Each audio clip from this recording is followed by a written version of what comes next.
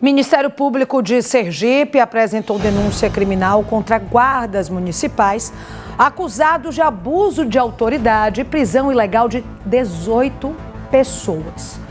Essa foi uma operação realizada em fevereiro deste ano, na região do Yacht Club, aqui na nossa capital. Vinícius Mecenas conversou com o advogado dos guardas e nos traz outros detalhes, né, Vinícius? Boa noite mais uma vez. Oi, Mariana, muito boa noite para você também, para todo mundo que está com a gente aqui no Cidade Alerta, na TV Atalaia. Olha, Mariana, eu já adianto que esse foi um caso de grande repercussão aqui no estado e chamou bastante atenção agora com esses novos desdobramentos, porque foi uma denúncia feita pelo próprio Ministério Público, através da promotoria, em que esses dois guardas foram enquadrados por abuso de autoridade, por estarem, portanto, realizando seu trabalho e coibindo a prática de extorsão direcionadas para esses flanelinhas.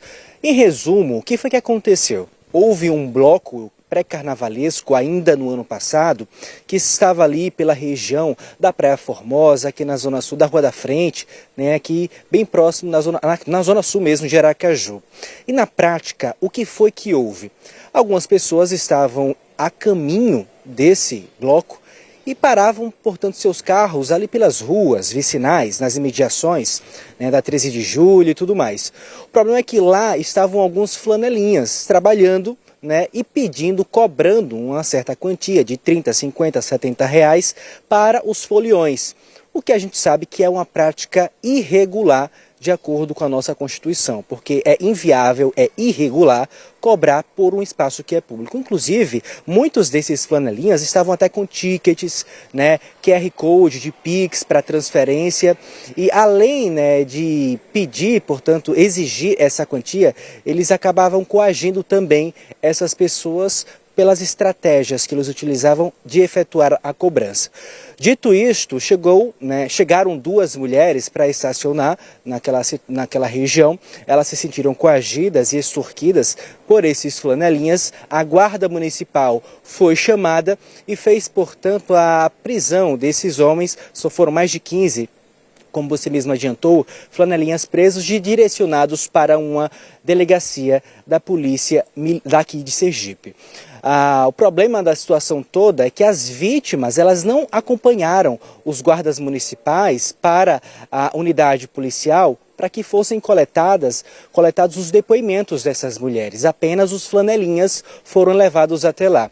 E foi por conta disso que o Ministério Público entendeu que levar, né, esses homens, esses trabalhadores até uma unidade teria sido, portanto, abuso de autoridades. São dois, no total, servidores públicos, né, da Guarda Municipal de Aracaju.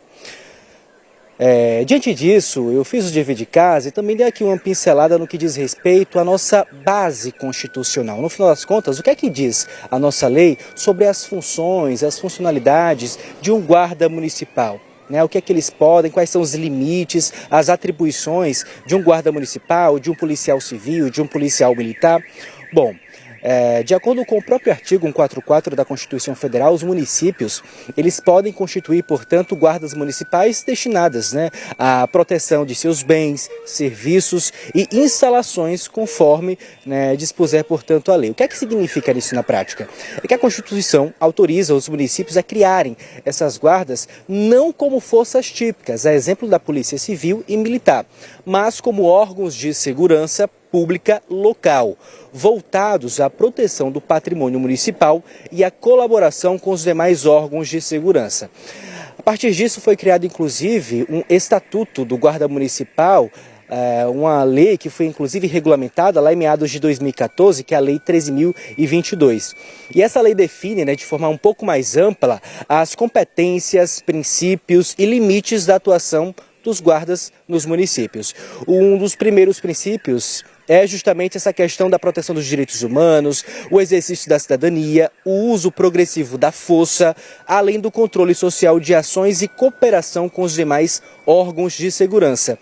E, inclusive, exige que os guardas protejam patrimônios, executem a fiscalização do trânsito quando houver convênio com os órgãos de competência e atuem, preste atenção, atuar na mediação de conflito, que eu acredito que foi o que aconteceu naquela situação.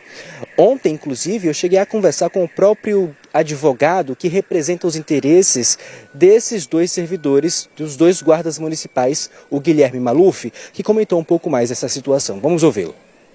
No dia desse evento pré-carnavalesco, alguns flanelinhas, os guardadores de veículo, eles se encontravam nas mediações da Praia Formosa e, na ocasião, eles faziam cobranças extorsivas, intimidando os populares que ali buscavam estacionar seus veículos. Não havia apenas a cobrança, havia o isolamento das vagas, cones, coletes e os próprios papéis, que era um pagamento antecipado de R$50, e começaram a fazer essas cobranças. Algumas mulheres, incomodadas com isso, buscaram a Guarda Municipal, e a Guarda Municipal fez o seu trabalho, de fato, mas, infelizmente, essas mulheres elas foram curtir o bloco, e não terem ido à delegacia, não foi, então, formalizada a prisão em flagrante desses flanelinhas, e por conta disso o inquérito foi encaminhado para uma delegacia para que essa investigação continuasse.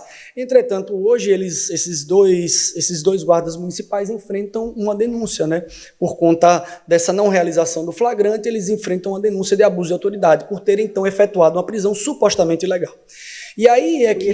Seria isso o entendimento do Ministério Público? Sim, de fato foi essa convicção do Ministério Público. O Ministério Público entendeu que havia um crime de abuso de autoridade por uma prisão supostamente ilegal, e aí formalizou uma denúncia por abuso de autoridade. E a partir daí é que nós entramos na condição de advogados e defensores. E aí, em que pé está essa situação deles? Já foram ouvidos? Já teve audiência? Na verdade, eles foram denunciados, agora está no prazo de defesa, nós apresentaremos a resposta à acusação, então nós demonstraremos todos esses argumentos, além de outros argumentos que sejam pertinentes, e a partir daí vai ser designadas as audiências, Mas assim, há uma possibilidade, obviamente, diante desses argumentos, de uma rejeição ainda da denúncia, porque o juiz ainda pode reanalisar as condições da ação, e nós entendemos aí que não há justa causa para essa ação. Esse é o entendimento que nós temos aqui de não há justa causa. E não havendo justa causa, esse processo, então, a juíza poderia ainda voltar e rejeitar essa denúncia. Existe alguma data, então? Não tem? Não, ainda não. Nós estamos ainda no prazo de defesa, apresentaremos e a partir daí teremos as decisões para futuramente, se for o caso, ser designado a audiência de instrução.